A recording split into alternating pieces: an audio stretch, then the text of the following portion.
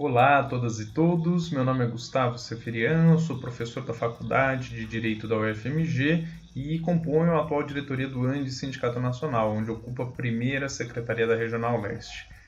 Eu gostaria com esse vídeo de abrir uma conversa com cada um e cada uma de vocês sobre o tema da greve sanitária, tema esse que vem ocupando bastante das nossas discussões e práticas políticas, sobretudo ante a ameaça de retomada de aulas presenciais. O primeiro elemento que me parece ser fundamental para tratar acerca da greve sanitária é que ela é uma greve como outra qualquer. Nós bem sabemos que em outras ocasiões, outras mobilizações, não adjetivamos o que são as nossas mobilizações grevistas. Nós não colocamos, por exemplo, uma alcunha de uma greve salarial, ou uma greve por carreira, ou uma greve por condições de trabalho. Nesse momento, porém, diante desse acúmulo importante que visa não só a manutenção da saúde dos professores e professoras, mas do conjunto das pessoas que se veem afetadas pela realização das atividades normais nas instituições de ensino diversas, temos o que é a qualificação de uma greve pela vida ou uma greve de caráter sanitário como sendo um elemento que delineia as motivações dessa paralisação. E bem sabemos que essa greve ela pode ter o nome como bem entendermos, né? Podemos chamá-la de paralisação, de Dia Nacional de Mobilização, mas ela segue sendo uma greve como outra qualquer. E o que eu quero dizer com uma greve como outra qualquer, sobretudo sob os olhares jurídico-políticos da coisa? Estamos tratando de uma interrupção da normalidade das nossas atividades laborais. Essa interrupção da normalidade do nosso trabalho, ela pode se dar nas mais diversas modulações que nós bem entendermos e coletivamente deliberarmos e encaminharmos. Uma greve ela não necessariamente implica na interdição por completo das atividades laborais. Ela pode ser uma interdição parcial, como, por exemplo, uma interdição das atividades presenciais meramente e a continuidade das atividades em regime remoto, porquanto a pandemia durar. Ela pode ser uma redução das atividades laborativas, ela pode implicar no que é a não realização de atividades que tenham caráter administrativo, ela pode ser modulada inclusive no tempo. Uma greve ela não necessariamente precisa ter tempo indeterminado, ela pode ser uma greve de um dia, ela pode ser uma greve de 3 dias, pode ser uma greve de uma semana.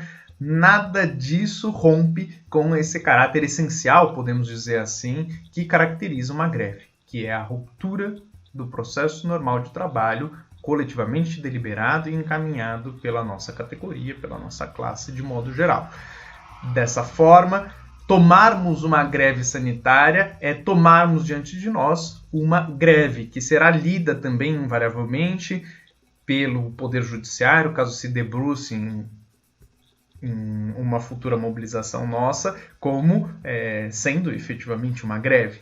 E essa greve ela pode trazer repercussões, inclusive, para a nossa categoria, e é muito importante para que a gente possa se mobilizar de uma forma segura, detida e bastante sóbria acerca dos nossos próximos passos, quais que podem ser essas consequências. E sabemos que a greve é um direito nosso. Nós não poderemos ser considerados como praticantes de uma greve ilegal, em nenhuma circunstância. Uma greve ela pode ser, todavia, abusiva, assim considerada, caso pratique danos contra o patrimônio público, que implique ali em eventuais outros abalos à normalidade da ordem sistêmica, o que invariavelmente uma greve faz, mas ela é um direito que nos é salvaguardado. Ocorre que, desde o ano de 2016, às vésperas da última grande greve que o ANDE Sindicato Nacional encampou, o Supremo Tribunal Federal decidiu que seria possível que os cortes de ponto se dessem em casos de greves de servidores e servidoras que se voltassem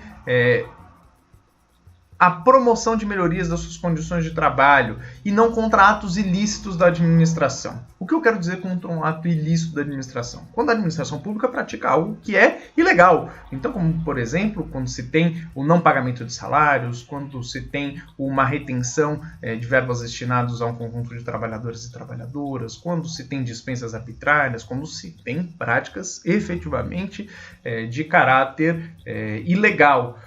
Nesse caso específico, há toda uma questão se há legalidade ou não, né? Tanto que se tenta, nesse momento, criar uma lei que diga que as atividades de ensino elas são essenciais e, logo, as atividades presenciais devem ser retomadas. Todavia, essa discussão vai ter uma palavra final, invariavelmente, no Poder Judiciário, a ver se tem sentido ou não um eventual corte de ponto na nossa mobilização, que certamente vai ter que ser conduzida como uma resposta a esses ataques que nos são direcionados. Saibamos, essa é a mais grave das consequências que pode recair sobre todas e todos nós. Algo que já sabemos, algo que já enfrentamos e algo que também, ante essa posição do Supremo Tribunal Federal, pode ser superado com uma negociação de compensação dos dias paralisados, como invariavelmente todo fim de greve ocorre. Que a gente possa, sim, desde as nossas bases, animar boas discussões, acumular de uma forma sóbria e robusta e dar a nossa resposta à altura do que são as ameaças conduzidas às nossas vidas e à vida de toda a população brasileira.